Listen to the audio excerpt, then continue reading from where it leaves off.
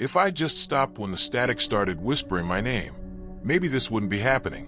But you know how it goes. You see something strange, and you tell yourself it's just interference, bad wiring, a trick of the light.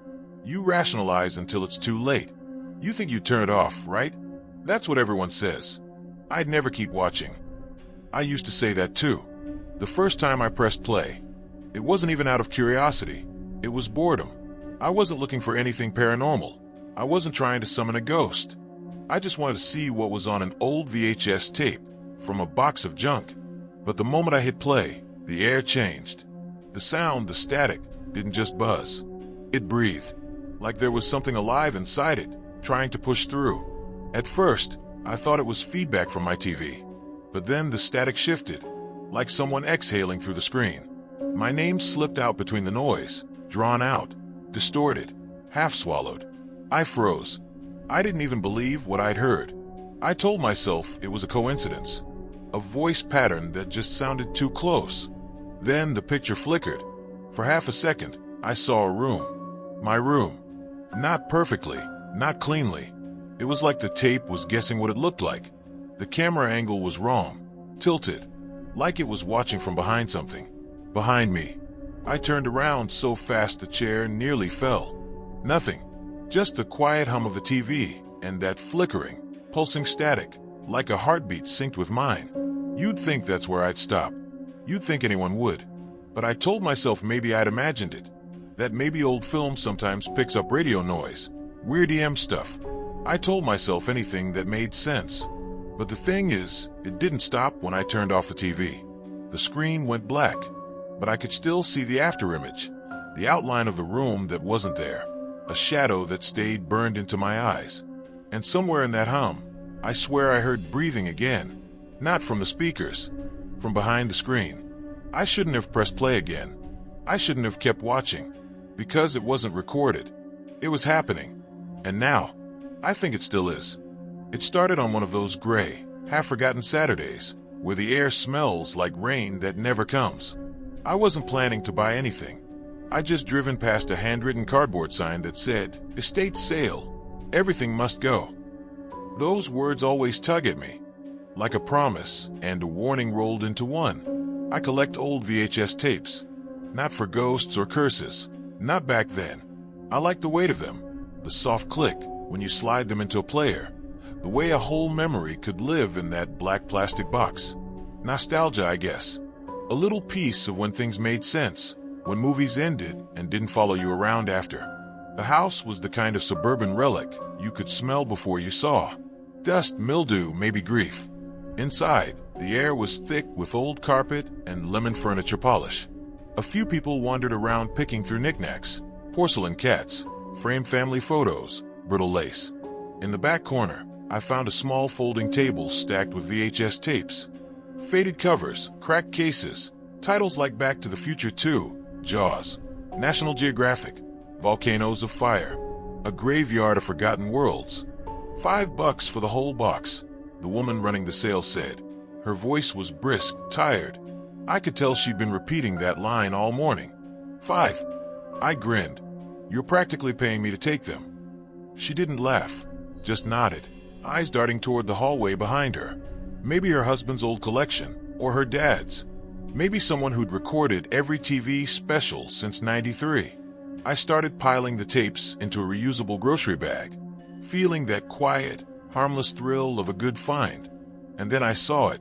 At the bottom of the box, half buried under the Lion King and a cracked Seinfeld case, was a black cassette with no label. No sticker, no writing, just a strip of tape on the spine, where someone had once tried to peel something off. The plastic looked slightly warped, as if it had been near heat. When I touched it, it wasn't cold like the others. It was faintly warm. "Hey," I said, holding it up. "This one doesn't have a label." She froze. Not dramatically, just stilled, like someone hearing a name they tried to forget. "Oh," she said, "that one's not. That's probably blank. You can leave it." Blank tapes are catnip to collectors. Sometimes people recorded old commercials or local TV shows. You never know what piece of forgotten history you'll get. Blank tapes are the best part, I said, dropping it into my bag. Her eyes followed it. Not suspicious, just uneasy. "Suit yourself," she murmured. It was in the basement. I didn't even know we still had that old player down there. $5 for the box. She exhaled, rubbed her hands on her jeans. "Take it." And that was it. No lightning bolt, no eerie wind. Just the clack of the cash box and the soft scrape of VHS tapes shifting in a bag. As I walked back to my car, I remember thinking how ordinary it all felt. How perfectly, boringly normal. I didn't know that was the last normal moment I'd have for a while. Because later that night, when I went through the tapes, stacking them on the carpet, sorting by genre, the unlabeled one was missing. It showed up again an hour later, sitting on top of the pile, perfectly centered. And I know I didn't put it there. When I got home, I dumped the tapes onto the living room floor like a dragon, counting treasure. Old movie nights, forgotten sitcoms, maybe a taped-over wedding. Each one a time capsule waiting to breathe again. But my eyes went straight to the black cassette. It looked different in the light. The plastic was duller, uneven, like it had been melted and reshaped by hand. When I picked it up, I swear it was still faintly warm. Not in a left-in-the-sun kind of way, but in a living way. Like the warmth wasn't fading, it was waiting. I turned it over in my hands. No label, no title strip, just faint scratches near the edge of the spine. At first, I thought they were cracks, but when I tilted it under the lamp, I saw writing, tiny, etched letters, done by hand with something sharp. R3C/1979. Not a date, not a normal format. I said it out loud, testing it like a password, half expecting something to happen. Nothing did. The silence felt heavier for it. I leaned closer, and that's when I noticed a sound. A hum. Barely there, low and steady, like the noise an old fridge makes late at night. Except this was coming from the tape itself. I put it down, stepped back. The hum didn't stop. It followed the air. Not electrical interference. I'd unplugged the player hours ago. My cat, Baxter, was watching from the hallway, tail twitching, ears flat. He only does that when there's something he can't explain. I tried laughing it off. "Relax, man. It's just an old tape." My voice sounded too loud, too eager to sound normal. If you've seen my earlier story about the haunted camcorder, you probably think I'd know better by now. You'd be right. That camera had rules. Don't rewind after midnight. Don't point it at mirrors. But this felt worse. This wasn't about rules. It felt like something pretending to follow them. Still, curiosity always wins. It's like an itch behind your eyes. You can't leave it alone until it bleeds. I slid the tape into my VCR. It hesitated halfway in, like it didn't want to go. I had to push harder than usual. Felt a faint resistance, a grinding sensation inside the machine that made my stomach twist. The player word clicked. The TV lit up with blue screen glow. I expected static or snow. Maybe nothing at all. Instead, the hum grew louder. It wasn't from the speakers. It was coming from inside the tape. Then, for just a heartbeat, the screen flashed something. Not an image exactly, more like movement. A shadow crossing light. It wasn't enough to understand, but just enough to make me lean closer. That's when the hum stopped. And in that split second of silence, I heard something else. A voice. Close. Right behind me. Whispering my name. I spun around so fast I nearly tripped over the coffee table. No one was there. Just the black cassette, waiting, half ejected. And when I looked back at the TV, the screen wasn't blue anymore. It was showing my living room. At first, it was just static. The kind of soft, grainy hiss that used to fill every empty second of late-night TV. White noise, snowstorm, whatever you want to call it. It filled the whole screen, twitching and alive. I remember leaning forward, elbows on my knees, squinting like the closer I got, the more sense it might make. The hum that had been coming from the tape shifted, syncing with the rhythm of the static. For a second, it almost sounded like breathing, slow, steady, measured. I muttered, "Great, my VCR's dying," and smacked the side of it. The sound dipped. Not because of the hit. It dipped after, as if it had flinched. Then came the shapes. At first, they were subtle, tiny fluctuations in the grain, darker patches that shimmered like smoke. I told myself it was compression, tape degradation, Whatever old tech excuse would make it less weird. But the patches began to move. Not across the screen, within it. They shifted in time with me. When I exhaled, the darker patch expanded, rippling outward like fog disturbed by breath. My own pulse was getting louder in my ears. Every instinct said turn it off, but my body didn't listen. My hand just hovered near the remote, useless. The shape steadied. The static faded from blizzard to drizzle. And behind that noise, something began to form. A wall. Then another. Corners. Angles. A faint light source, a lamp maybe, casting an anemic glow. The image sharpened into a dim, empty room. It wasn't clear at first. Old tapes often bleed through with leftovers from whatever was recorded last. But this didn't feel like leftovers. This felt current. The longer I stared, the more it felt like the room on the screen was watching back. The camera, if that's what it was, started to pan, slow and deliberate, as though scanning the space. The floorboards were visible, the faint outline of furniture, a sagging couch, a TV in the corner. My stomach turned over, because it wasn't just a living room. It was my living room. I leaned closer, breath fogging the screen. There was no sound except a faint whispering hiss. No figures, just the slow, mechanical turn of the camera, an unseen operator searching for something. I could make out my coffee table, even the dent on the corner from when I dropped a toolbox months ago. This can't be live, I whispered. The camera stopped, pointed directly at the TV in the image. And on that TV, blurry, but visible, was the same static I was watching now. A loop. My TV showing a tape that was showing my TV showing static. Then came the whispering. Not words, not yet. Just that wet, reverse sound you get when tape is spun backward, something language-shaped, but wrong. It crawled into the room, settling just beneath the hum, brushing against the edge of hearing. I could feel it in my teeth. I turned the volume down. The whispering grew louder. My reflection on the TV screen flickered once, twice, then disappeared entirely. The light from the static danced over the empty couch in the image, the same couch I was sitting on. The detail was perfect, too perfect. I thought maybe it was an overlay effect, a trick, some hidden camera prank. But then the camera and the image moved again. Slowly, painfully slowly. It began to turn toward the left. The picture warped as though resisting, the frame stretching, bending. When it finally stopped, it was pointing toward a shadowed doorway, my hallway. On screen, the hallway was dark. In my house, it was too. I didn't want to look.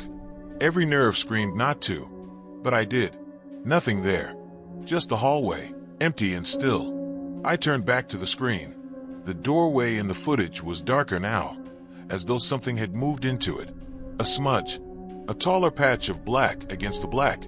The whispering stopped. For one heartbeat, the room and the footage was completely still. Then from the TV speakers, clear, crisp, close, came the sound of a floorboard creaking. Not from a screen. From behind me. I whipped around. The house was silent. When I turned back, the screen was static again. The hum had gone. But in that last flicker before the picture dissolved, I swear I saw a figure standing in the doorway of my living room. Not moving. Not watching. Just waiting. I didn't sleep that night. Every time I closed my eyes, I saw the static pulsing like a heartbeat behind my eyelids. I kept telling myself I must have hallucinated the whole thing. Sleep deprivation, pareidolia, whatever excuse my brain could manufacture to stay sane. But the VCR was still on when I woke up. The blue light glowed faintly in the dark, like a lid half open over something that wanted to crawl out. By morning, I decided to test it again. That's the thing about fear, it's addictive. Once you taste it, you start chasing explanations that'll make it make sense. I told myself I'd just confirm it was a glitch, then tossed the tape for good. I made coffee, sat on the couch, and pressed play. Static again. Then no, not static. Something beneath it. Faint shapes flickering between frames, faster than the eye could focus. I paused it, rewound a few seconds, hit play again, and then the static cleared just enough for me to see movement. It wasn't a room this time.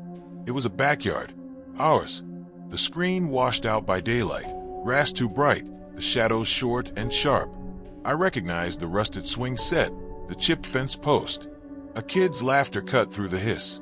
My laughter. I froze. It was me. 6, maybe 7 years old, sprinting across the frame in shorts and muddy sneakers. My mom called from somewhere off-screen, her voice echoing like it was trapped in a tunnel. I hadn't seen that place in 15 years.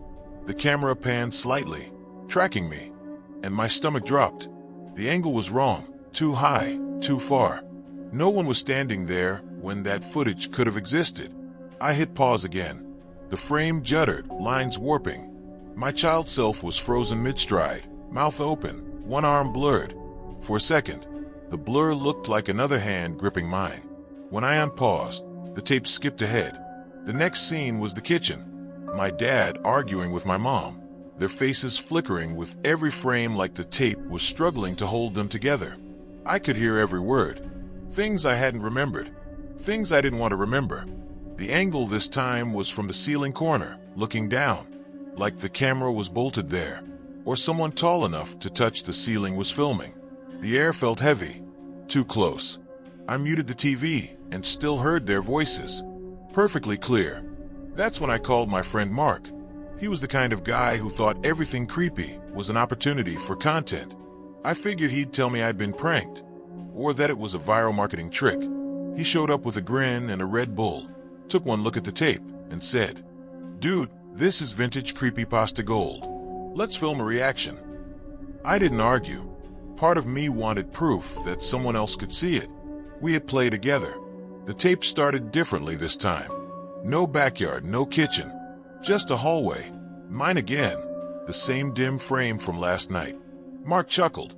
"So you edited this to look like your house? That's freaky." "I didn't," I said. The whispering began again. Only now it wasn't reversed.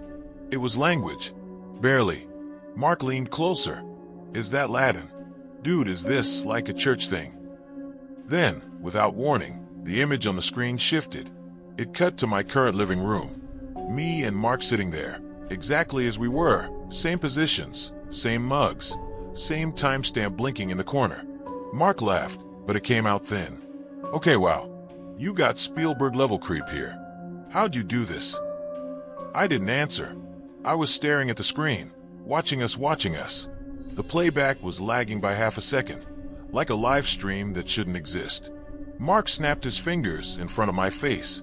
The me on the screen did it too, exactly one beat later. That's not possible." His grin was gone. The screen glitched, and for a single frame, my reflection, my double, didn't look at the TV. He looked at me, directly at me. Mark swore, stumbling back.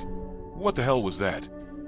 I grabbed the remote, fumbled to stop it, but the buttons didn't respond. The screen flickered faster now, splicing images. The backyard again, my parents' kitchen, the hallway, and something new. A dark space filled with rows of blank tapes, stacked like tombstones. The whispering turned to a chorus. Overlapping voices, some crying, some laughing. Mark unplugged the TV.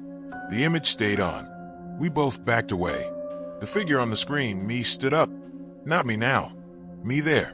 The version inside the footage. He rose slowly, his head turning just slightly toward the lens. Toward us. Then the picture snapped to black. Mark exhaled, shaking his head. "Man, you're not keeping that thing here." "I'm serious." He left 20 minutes later, pale and jittery, muttering that it had to be some kind of looped AR trick. I sat there alone for a long time, staring at the blank screen, wondering when it would breathe again. Because here's the part one didn't tell Mark. When he left, I noticed something stuck to the side of the cassette. A small scrap of torn paper that hadn't been there before. It had handwriting on it. My handwriting. It said, "Don't watch it alone next time." After 2 sleepless nights, curiosity and fear had twisted into the same thing. I couldn't throw the tape away. Couldn't destroy it. Every time I thought about it sitting there, inert but aware, it felt like it was waiting for me to do something specific. Like it had an agenda, and I was already behind schedule.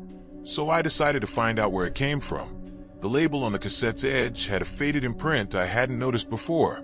Vista Video Duplication, property of AV Division.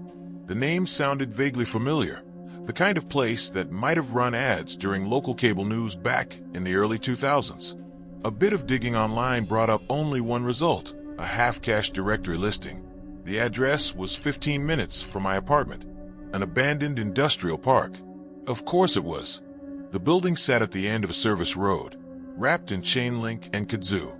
The letters Vista Video were barely legible above the cracked entrance, like the name itself was trying to forget it had ever existed. I squeezed through a gap in the fence, shoes crunching over shattered jewel cases and old film reels. Inside, the air was thick with mildew and dust. Sunlight filtered through broken windows and sharp, hazy shafts that looked solid enough to step on. Rows of empty tape racks stretched out like pews. A faint smell of burnt plastic hung in the air. Old machines that hadn't died properly. I thought I was alone until I heard coughing down one of the aisles. He looked like part of the building, overalls streaked with gray, a flashlight dangling from his wrist, eyes so pale they almost didn't have color. "Place ain't open," he said. I figured. I held up my phone, pretending confidence. "Used to be Vista Video, right? I found one of your tapes." That got his attention. His face twitched, not with recognition, but with something heavier. "What kind of tape?" "Unlabeled. Black case. Warm to the touch." He let out a slow, thin breath. "We never recorded on that line." I blinked. "What does that mean?" He shook his head. "That's not for sale stock. That's overflow. We were told to destroy those." The air felt colder suddenly. "Who told you?" He hesitated, glancing at the ceiling as if afraid it might hear him. "Wasn't from here. Orders came on paper, never signed. Just coordinates, numbers. Some shipments went out without labels. Blank boxes. Corporate didn't want questions." He started walking, motioning for me to follow. I did. The corridor led to a lower level where the lights still faintly hummed. The walls dripped condensation, plaster blooming with mold. At the end of the hall stood a steel door labeled Master Copy Room. The man pushed it open, and stale air rolled out like something exhaled. Dozens of old duplicators lined the walls, their indicator lights dead. In the corner sat a single monitor, unplugged, yet faintly glowing. The janitor muttered, "That thing's been flickering since they shut power years ago. Nobody touches it." I approached. The glass screen pulsed once, faint static moving beneath a layer of dust. My reflection rippled on its surface, not quite matching my movements. I brushed the dust away and saw a frozen frame. A shelf. Rows of blank tapes stacked in neat columns. At first I thought it was a reflection of this room. But then I realized the shelves were different. Metal instead of wood. A timestamp blinked in the corner. April 23rd, 2004. "Is that here?" I asked. The janitor didn't answer. He was staring past me, eyes wide. "That's the shipment room. The night we shut down." The static deepened, and for a fraction of a second, the frame changed, one tape missing from the stack. My stomach turned. "Ledger's there," he said hoarsely, pointing to a filing cabinet. "You'll see." Inside, under a layer of grime, was a thick black binder. The pages listed inventory codes, serials, destinations. About halfway through, I found a section marked Voided Distribution, Internal Use Only. Each line listed a blank Series 9C. Dozens of units. Next to every entry, buyer unknown. Address redacted. Only one had a destination written in full. My hometown. I looked up, and the monitor's glow had changed color, a sickly yellow-white. On the screen, a figure was walking down this same hallway. Slow, carrying a VHS tape. The janitor backed away, muttering. It followed one of them back. Always does. I turned toward him, but he was gone. The screen flickered again, and the figure turned its head toward the camera. The same blurred face. Mine. I stopped sleeping. Not because I didn't want to, but because every time I closed my eyes, I heard it. The sound of the buttons. Play. Record. Stop. Over and over, soft, mechanical, deliberate. Sometimes right by my ear. Sometimes from the living room, where the VCR sat like an animal pretending to be dead. I unplugged everything. TV, console, router, even the damn lamps, as if light itself might be infected. But that whispering didn't stop. It bled through the walls, the drains, even my own voice when I tried to talk. Like something was replaying the house itself. The tape should have been empty now. I'd burned a copy, scrubbed it, reformatted it, deleted the footage frame by frame. But when I turned on my camera to record a vlog, to prove I was fine, I saw it again. A flicker in the background. A faint wave of static leaking into my reflection. You can't see it yet. Not unless you slow it down. But if you're watching this video right now, it's probably already sinking to you. I told myself that sentence was just paranoia, that it sounded insane even as I said it. But I needed to hear it out loud, to check if I still sounded human. A few days later, Mira came by. She's the one friend who never quite gave up on me, even when I ghosted everyone else. She looked at the scattered equipment, the unplugged cords, the curtains nailed shut. "You're turning your place into a bunker," she said, half laughing. I try to play it cool. "It's just temporary. The tape's got issues." "Yeah, like you," she said softly, but her smile faded when she saw the VCR. "That thing's on." It was. The power light glowed faint red. I hadn't plugged it in. Before I could move, it clicked. The screen filled with static. Then my voice, warped, distant. "Mira, don't turn around." Her face drained. "Is that old footage?" I lied. But she'd already turned. The reflection in the black screen didn't match her movement. The other Mira turned a second too late, mouth open in a scream that never came. The power went out. When it came back, she was gone. The door was open, the hallway empty. But on the floor, another tape. Same black casing, same heat. Label scratched out. The hum in my ears grew until it wasn't a sound anymore. It was pressure, a pulse syncing with my heartbeat. My nose started bleeding. My reflection started lagging behind. I tried recording again, desperate to anchor myself in reality. I opened my editing software, imported the footage, and saw nothing. No mirror, no static, no room. Just a long shot of me staring directly into the lens. Except I hadn't filmed that. I watched it anyway. The me on screen blinked once, then smiled wrong. Too wide, too patient. Then the whisper started again, layered under the hum, clearer this time. Play. Record. Stop. Rewind. I slammed the laptop shut, but the audio kept playing, from inside the walls, the vents, my own breath. I caught my reflection in the blank screen, and for a moment, it didn't blink when I did. I remember laughing, genuinely laughing. A short, broken sound. "Congratulations," I told the reflection. "You win."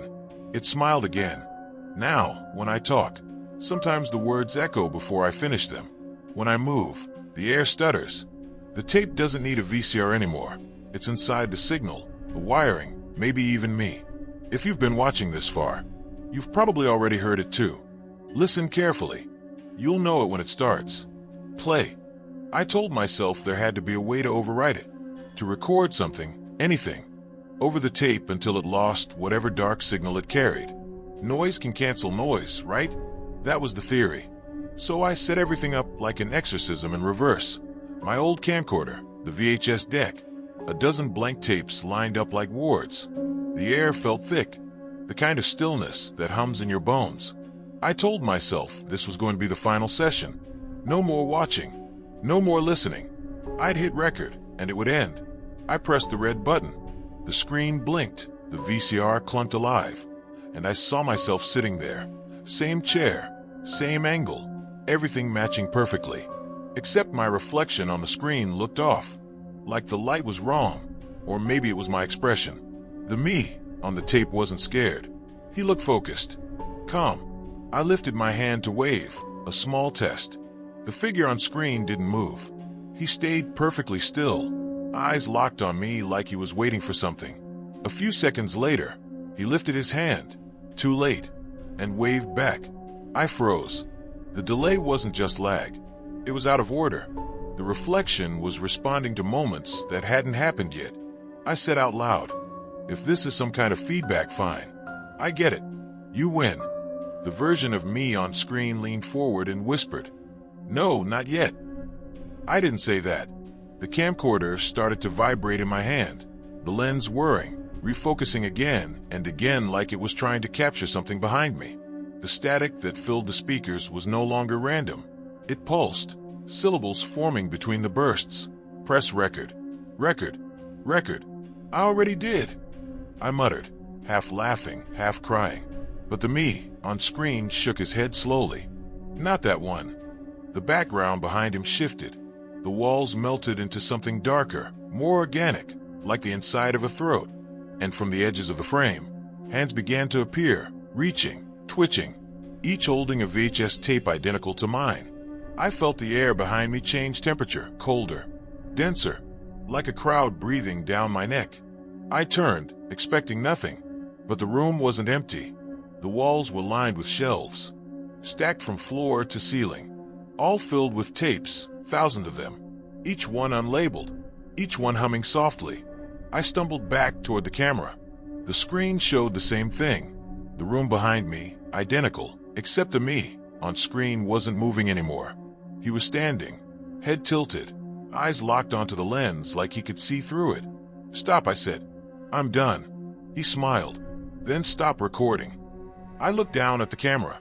The light was still blinking red. I pressed the button. It didn't stop.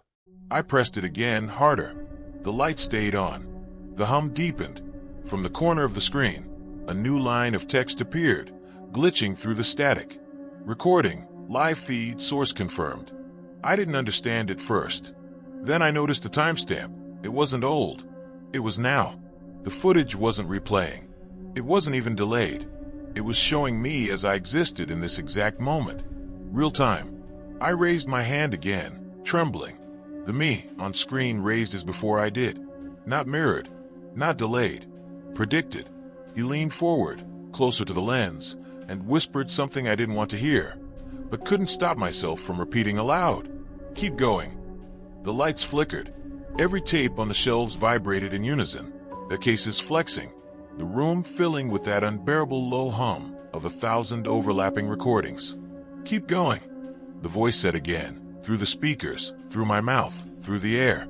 I tried ripping the power cord out. Sparks flew. The monitor stayed on. I slammed the camcorder against the desk until the lens cracked. But even then the feed continued, the screen burning white before fading into a grainy shot of me standing there, shaking, bleeding, still trying to destroy it.